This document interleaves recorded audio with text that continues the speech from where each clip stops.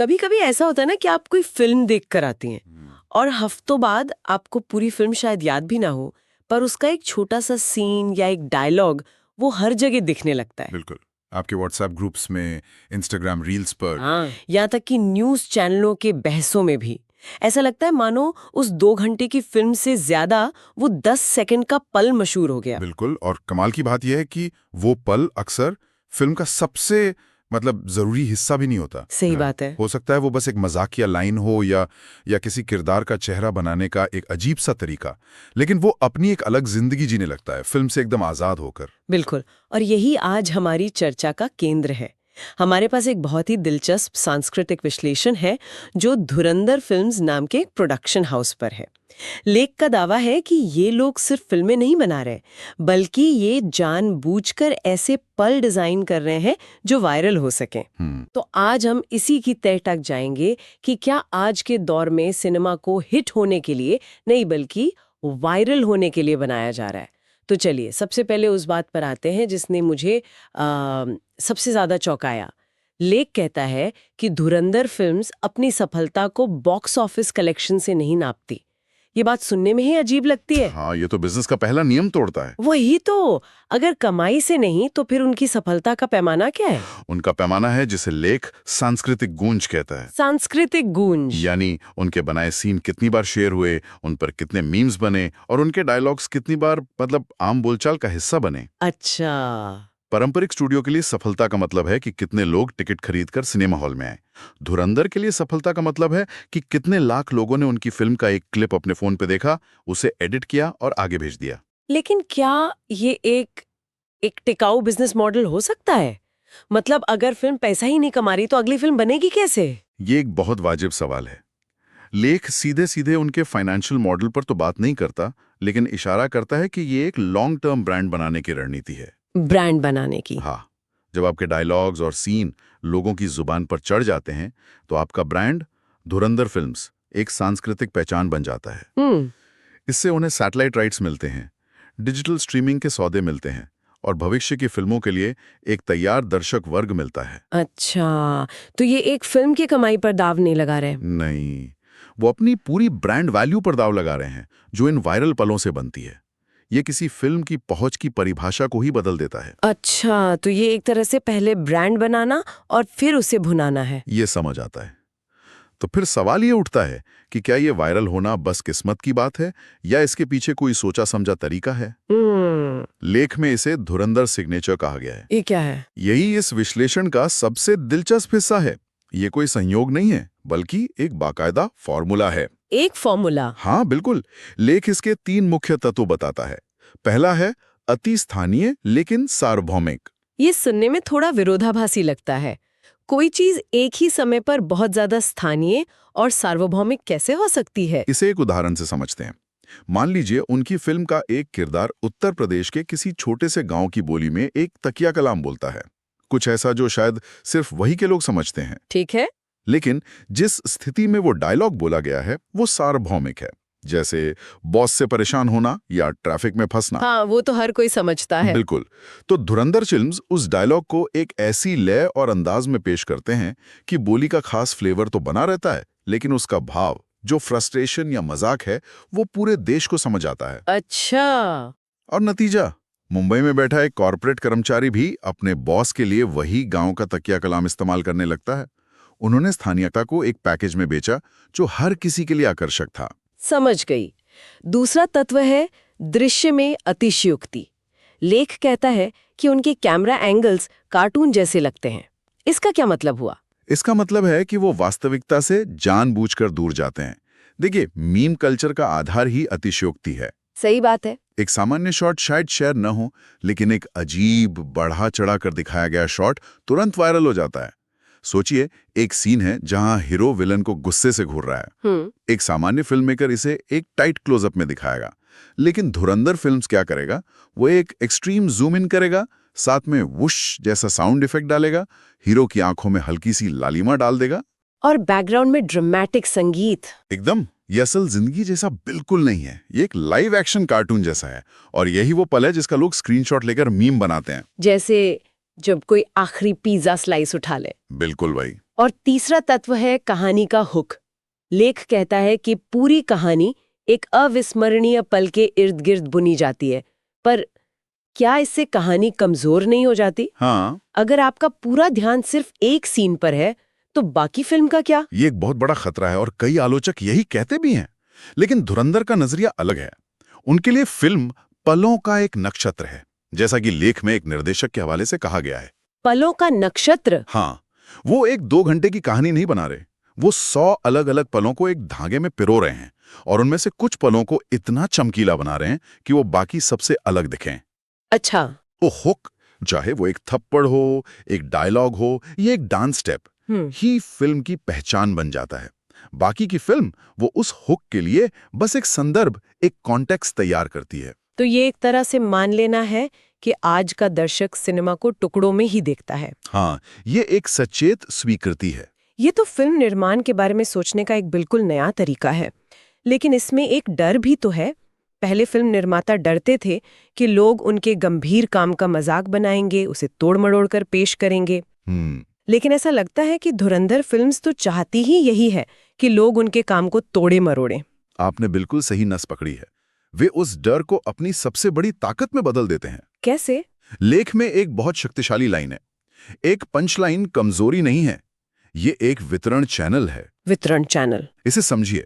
एक fight sequence का 10 second का क्लिप उन लाखों लोगों तक पहुंच सकता है जो शायद कभी 200 रुपए का टिकट ना खरीदे। सही बात है। वो वायरल टुकड़ा ही फिल्म का ट्रेलर बन जाता है, उसका विज्ञापन, और अंत में उसकी पहचान बन जाता है। ये ऑर्गेनिक मार्केटिंग है, फ्री की मार्केटिंग। लेकिन क्या इसे कला कहा जा सकता है, या ये सिर्फ एक बहुत ही चतुर मार्केटिंग की रणनीति है? लेख में एक शब्द इस्तेमाल हुआ है, सांस्कृतिक कलाकृतियों की इंजीनियरिंग। ये बहुत क्लिनिकल लगता है, जैसे कोई कला नहीं बल्कि कोई प्रोडक्ट बना रहा हो। और शायद यह सच है। वो कला और कॉमर्स के बीच की जो रेखा है उसे धुंधला कर रहे हैं। इंजीनियरिंग शब्द का इस्तेमाल जानबूझकर किया गया है। अच्छा। ये दिखाता है कि ये प्रक्रिया कितनी सोची समझी और वैज्ञानिक है। वो एक कहानी नहीं लिख रहे, वो एक ऐसा सांस्कृतिक आर्टिफैक्ट डिजाइन कर रहे हैं जो सोशल मीडिया के इकोसिस्टम में जिंदा रह सके और फैल सके। जैसे कोई बायोलॉजिस्ट वायरस डिजाइन करता है। क्या बात है, बिल्कुल सही उदाहरण है। जैसे एक जीव विज्ञानी एक ऐसा वायरस डिजाइन करे जो किसी खास माहौल में पनप सके, वैसे ही वो ऐसे सीन डिजाइन कर रहे हैं जो मीम पेजों और व्हाट्सएप ग्रुप्स में पनप सकें। ठीक है, तो ये एक सोची समझी रणनीति है, एक फॉर्मूला है। लेकिन जब ये फॉर्मूला असल दुनिया में उतरता है तब क्या होता है?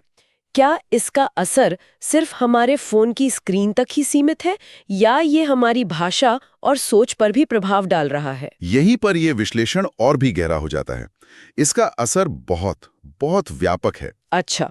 लेख 3 मुख्य क्षेत्रों की बात करता है। पहला, जैसा कि हमने पहले भी बात की, हमारी भाषा है। उनके अजीबोगरीब तकिया कलाम हमारी रोजमर्रा की बातचीत का हिस्सा बन जाते हैं। जैसे सिस्टम हिल गया। हाँ, अब क्या तांडव होगा, या सिस्टम हिल गया, ये वाक्यांश एक फिल्म से निकलकर हमारे शब्दकोश में शामिल हो जाते हैं। पहले ये काम साहित्य या महान नेताओं के भाषण करते थे, अब ये काम मीम्स कर रहे हैं। राजनीति पर बताया गया है। ये थोड़ा हैरान करने वाला है। एक मसाला फिल्म का राजनीति से क्या लेना देना? सीधा लेना देना नहीं है, लेकिन अप्रत्यक्ष रूप से बहुत गहरा है।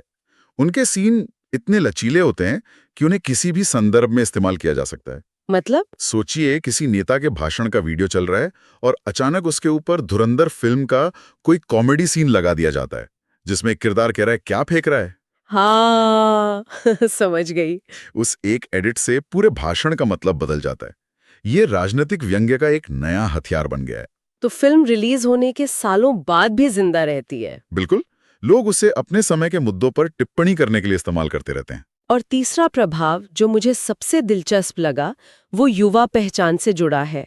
जेन जी के लिए धुरंधर फिल्म का मीम साझा करना सिर्फ मजाक नहीं बल्कि एक तरह का कल्चरल हैंडशेक है। Cultural handshake. हाँ, मतलब अगर आप उस मीम को समझते हैं तो आप इन ग्रुप का हिस्सा हैं। बिल्कुल, ये उस समूह का हिस्सा होने का एक प्रतीक है जो इस बात को समझते हैं। ये एक इन जो की तरह है जो लाखों लोगों के बीच साझा किया जाता है। तो ये एक बड़ा सवाल खड़ा करता है। हाँ, कि किसी फिल्म का असली प्रभाव क्या है। क्या वो फिल्म ज्यादा प्रभावशाली है जो एक हफ्ते में 100 करोड़ कमा ले, या वो फिल्म जिसका एक डायलॉग सालों तक राजनीतिक बहसों और दोस्तों की गपशप का हिस्सा बना रहे? धुरंधर का मॉडल तर्क देता है कि असली प्रभाव दूसरा वाला है, जो ज्यादा गहरा और स्थायी है। ये तो सफलता को देखने का एक बिल्कुल नया चश्मा है। कमाई नहीं, प्रभाव, और वो भी ऐसा प्रभाव जिस पर फिल्म बनाने वाले का कोई नियंत्रण ही नहीं है। हाँ, ये एक दोधारी तलवार है। आप एक पल को दुनिया में छोड़ तो देते हैं, लेकिन उसके बाद उसका क्या मतलब निकाला जाएगा, ये जनता तय करती है। इसी से जुड़ा लेख का आखिरी और सबसे बड़ा दावा है। वो कहता है कि धुरंधर फिल्म सिर्फ एक स्टूडियो नहीं है, यह ध्यान खींचने की एक प्रयोगशाला है। और यह कि आज संस्कृति की मूल इकाई फिल्म या किताब नहीं, बल्कि पल है।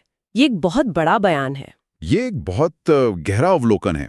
इसका तर्क ये है कि जो पल को नियंत्रित करता है वही आज के दौर में कहानी को नियंत्रित करता है। अच्छा। हमारी अटेंशन इतनी बंटी हुई है कि हम पूरी कहानी के लिए शायद ही कभी रुकते हैं, लेकिन हम एक शक्तिशाली पल के लिए हमेशा रुक जाते हैं। सही बात है। इसलिए ये फिल्म निर्माण से कम और कोरियोग्राफी से ज्यादा है।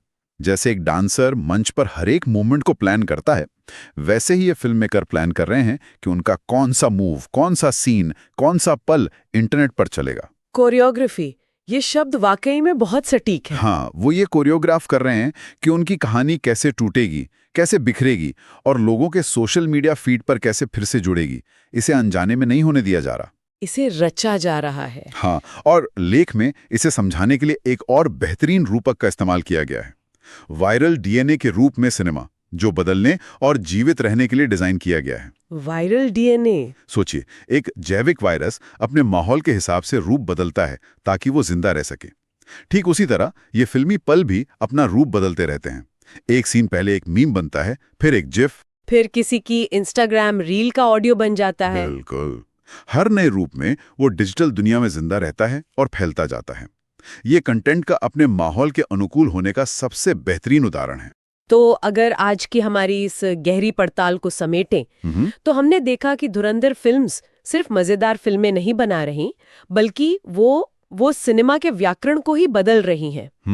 वो एक ऐसी दुनिया के लिए फिल्में बना रही हैं जहां लोगों का ध्यान टुकड़ों में बटा हुआ है। हाँ। बॉक्स ऑफिस की दौड़ छोड़कर वो सांस्कृतिक प्रभाव की एक नई मैराथन दौड़ रहे हैं। और सबसे महत्वपूर्ण बात यह है कि ये सब इंटरनेट के आने का कोई आकस्मिक परिणाम नहीं है। नहीं, बल्कि ये एक बहुत ही सचेत, सोची समझी और कभी-कभी बहुत चालाक रणनीति है। आप इसे प्रतिभा कहें या नौटंकी, इसने मनोरंजन के खेल के नियमों को तो यकीनन बदल दिया है। हाँ, ये इस बात का सबूत है कि कहानी कहने की कला हमेशा अपने समय की तकनीक और समाज के साथ खुद को ढाल लेती है। ये लेख तो सिनेमा पर केंद्रित था, लेकिन मैं ये सोचने से खुद को रोक नहीं पा रही कि जब ये धुरंधर दर्शन, यानी पूरी कहानियों के बजाय वायरल पलों के लिए कंटेंट को डिजाइन करना कहीं और लागू किया जाएगा, तब क्या होगा? और यही वो सवाल है जिसके बारे में हमारे श्रोता खुद सोच सकते हैं। सोचिए, अगर यही फॉर्मूला समाचार रिपोर्टिंग में इस्तेमाल होने लगे, या राजनीतिक अभियानों में, या फिर बच्चों को पढ़ाने के लिए शिक्षा में, जब एक आकर्षक पल पूरी जटिल कहानी या सच्चाई से ज्यादा महत्वपूर्ण हो जाता है, तो हम क्या हासिल करते हैं? और उससे भी जरूरी सवाल, हम क्या खो देते हैं?